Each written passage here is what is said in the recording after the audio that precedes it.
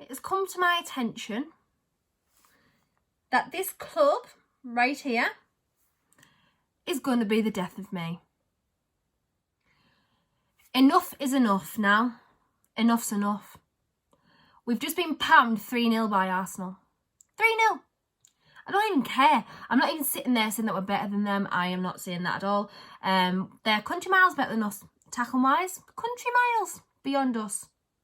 We made them look unreal tonight after their recent struggles.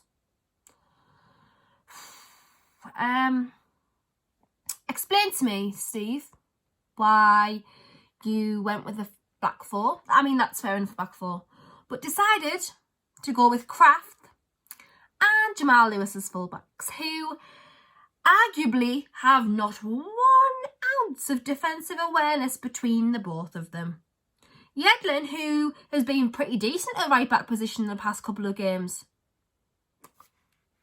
You've decided to play Kraft over him and Yedlin sat on the bench.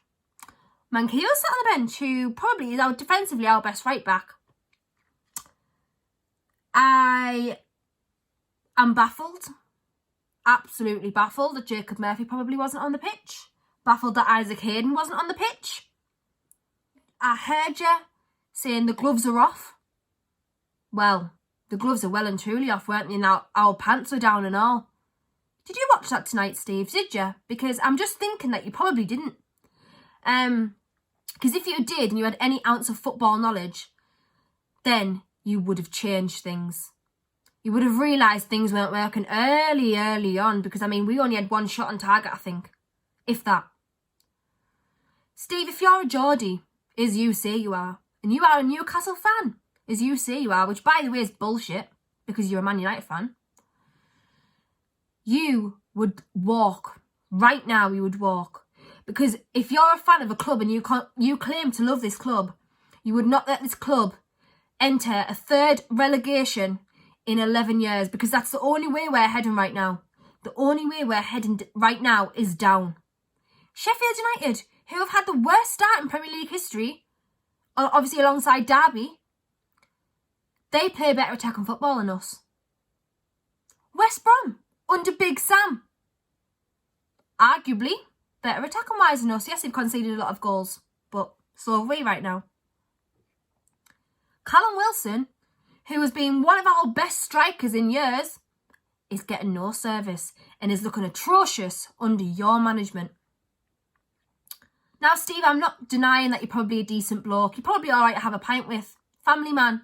I mean, I don't know this about you, but I'm just, I'm giving you the benefit of the doubt here. What I do know is that you're not loyal to a football club. You've managed Sheffield United and Wednesday. You've managed Villa and Birmingham. And now Sunderland and Newcastle. Now, in the grand scheme of things, that probably doesn't matter. However, I will not sit here and, as you did in the past with those clubs, let you ruin mine. I really will not do it. I cannot allow this club and this squad, who should, on paper, be far, far better than what we are right now, I will not let you drag us down. We've seen enough under Mike Ashley, and yes, you are not the only problem. You're just a symptom of the disease. That is Mike Ashley. But you've had 100 million to spend, which is far, far more than a lot of managers have had, your predecessors have had. Far, far more. And you're also, on top of this 100 million, and not improving players like Jamal Lewis, like Callum Wilson, you've ruined Jamal Lascelles. You've ruined Fabian Schär.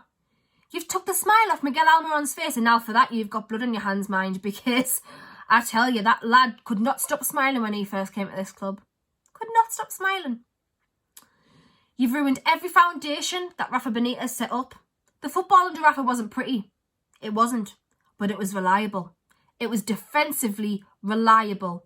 And for you, as an ex-defender, to not be able to play defensive football is baffling to me.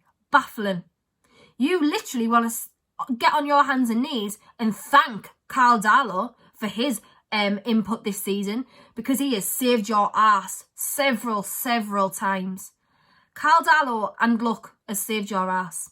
The media, who love you for absolutely no apparent reason other than you're a decent bloke, love you. You're apparently doing well with what you've got. 100 million is barely bloody slim pickings. It's far more than Rafa got in one go. Maybe over the years. I can only, honestly, you've got to laugh, because at this point, I'm not one of them people who does YouTube rants and, tries to go viral with views, but I cannot hold this in any longer, and I'm sitting swearing on bloody Twitter on the timeline, because I don't know how else to express my feelings about it. I'm so done with it, and I'm so bored of this club that it's breaking my heart to see us like this. We don't deserve to be here. The fans don't deserve it after all the passion and all the support we constantly give the club. Even in the dire straits that we're in, we'll always do it because we're football fans. We bleed black and white. We're Geordies. That's how we are. But I cannot see this club improving right now. You've got unbelievable players like St. Maximin, who, yes, he's been out for a while with COVID. But before that, 3-4 games he played in after he signed his contract, he was lost. The team are lost. We have no plan B. You're telling us to go back to the drawing board. How many bloody drawing boards are there? Every single game we've got to go back to the drawing board and change something. We don't have a plan A, never mind a plan B. Players look lost. You look lost on the touchline. I can guarantee right now, if 52,000 fans are in there, this job would have been up for you a long time ago, because you can't handle the pressure. You've shown us that in your press conferences when you've called us keyboard warriors and said that we've displayed histrionics because we got beat by a championship side in a quarter-final. You've said that'll shut a few of them up when you get a draw against Liverpool. We always set up not to lose. We never go out to win. And that mentality is killing our club. And I just cannot let this club be a death. I can't. I don't want to see it like that. We deserve better as fans. We truly, truly deserve better as fans. And if I'm wrong there, please tell us. Please tell me if I'm wrong. But I just can't have this. Enough's enough. Mike Ashley, we can't get rid of as easy. It's up to him to sell the club. And I truly feel, for the first time in 10 plus years, he's active in selling the club this time. And yes, the Premier League's to blame for the takeover. We all know that. Mike Ashley's to blame for the state of this club. But you're not helping. You're just his yes man. You make excuses. You have defeatist attitude every single game. How do you think that mentality rubs off on the players? When you're happy with mediocrity and you're happy with a 1-0 defeat because it wasn't a pamming.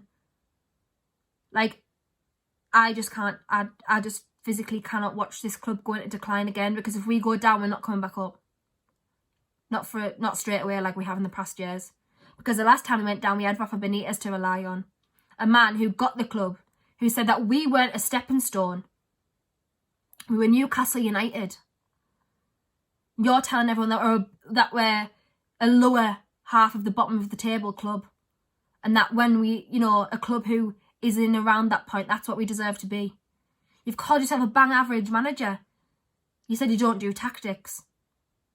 Now, to me, why would a bang average manager want to come to a club like Newcastle? We don't deserve bang average. Probably no football club deserves bang average. You deserve to put your all into a job. And that's not what you're doing. So Steve, please, please walk. If you are a Geordie, you'll walk. I know it's money. I know it's a job in reality for you. But right now, you're not doing your job.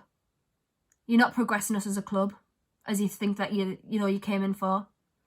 You are sending us down. And I just can't sit and watch that happen, unfortunately.